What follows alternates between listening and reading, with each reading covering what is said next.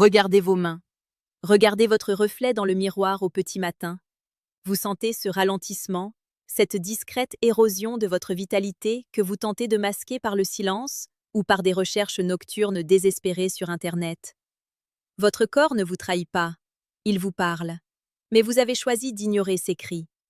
Chaque érection qui faiblit, chaque matin sans cette vigueur matinale autrefois naturelle, n'est pas simplement un signe de l'âge, c'est le signal d'alarme d'un système vasculaire qui s'asphyxie, d'un cœur qui peine et d'une âme qui s'éteint sous le poids de la honte. Vous cherchez à agrandir votre sexe parce que vous vous sentez petit face à la vie?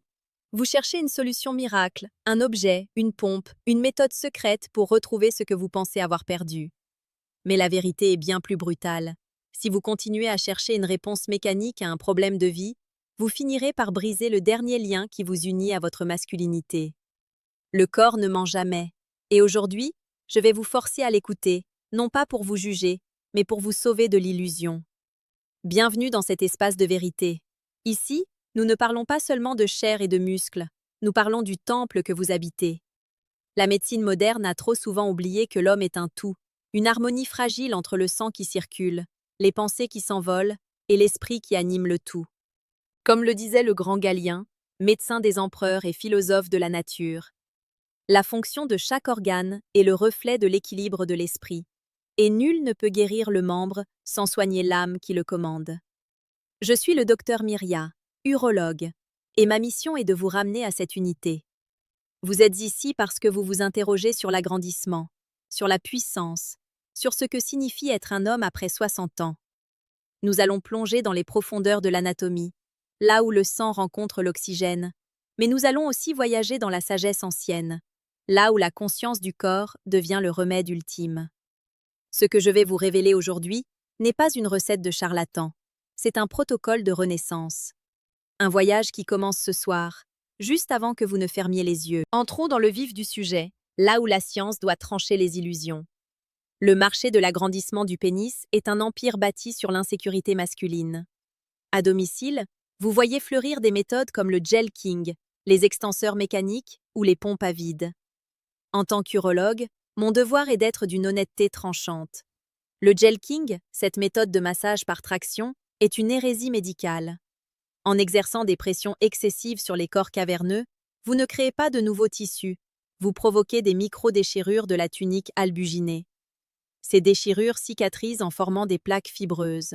Résultat, vous risquez de développer la maladie de la péronie, une courbure douloureuse du pénis qui, au lieu de l'agrandir, finit par le raccourcir et rendre toute pénétration impossible. Est-ce là le prix que vous voulez payer pour un centimètre illusoire? Les pompes à vide, quant à elles, ont une utilité clinique très précise dans la rééducation après une chirurgie de la prostate, mais elles ne sont pas un outil d'agrandissement. Elles créent un œdème, un gonflement artificiel par accumulation de liquide, qui disparaît en quelques heures.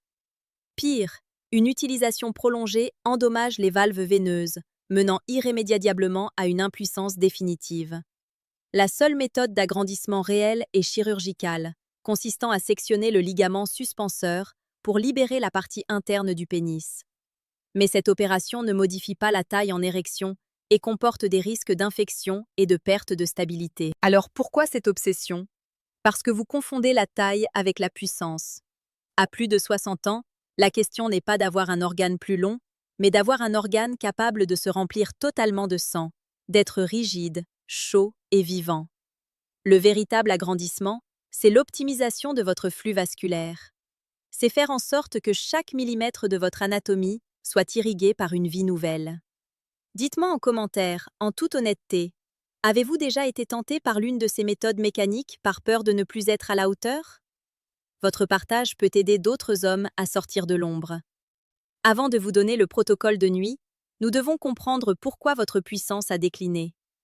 Votre corps vous envoie des messages depuis des années, mais vous les avez classés dans la catégorie normale de la vieillesse. La fatigue chronique que vous ressentez vers 16 heures n'est pas un manque de sommeil.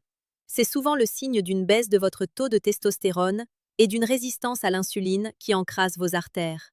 Vos troubles digestifs, ces ballonnements légers après le repas, indiquent une inflammation systémique. Or, l'inflammation est l'ennemi numéro 1 de l'érection. Les vaisseaux sanguins du pénis sont les plus petits et les plus fragiles de votre corps.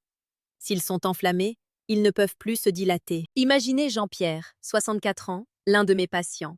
Il est venu me voir pour des problèmes d'érection, mais en l'interrogeant, j'ai découvert qu'il souffrait de douleurs sourdes dans les jambes et d'une lassitude mentale.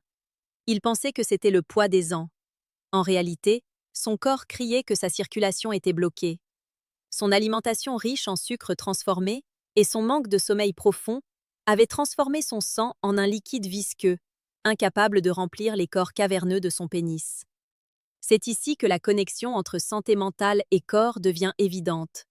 Le stress de ne pas réussir au lit crée un pic de cortisol. Le cortisol contracte les vaisseaux. C'est un cercle vicieux. Votre corps se met en mode survie, et dans ce mode, la fonction sexuelle est jugée non essentielle. Pour retrouver votre puissance, vous devez d'abord dire à votre corps qu'il est en sécurité. Avant de poursuivre vers les solutions concrètes qui vont transformer vos nuits, je vous invite à faire un geste pour votre futur. Si vous ressentez que ce message résonne en vous, abonnez-vous à la chaîne Dr Myria.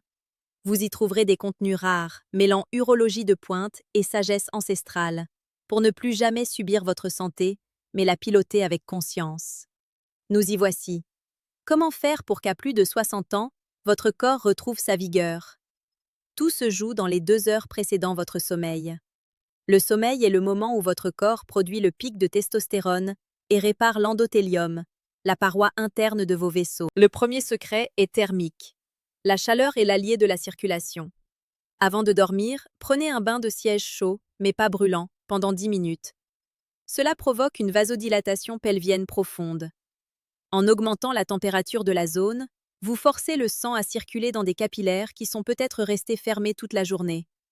C'est une méthode de sagesse ancienne qui prépare le terrain biologique. Le deuxième secret est nutritionnel. Évitez les repas lourds, mais consommez des précurseurs de l'oxyde nitrique.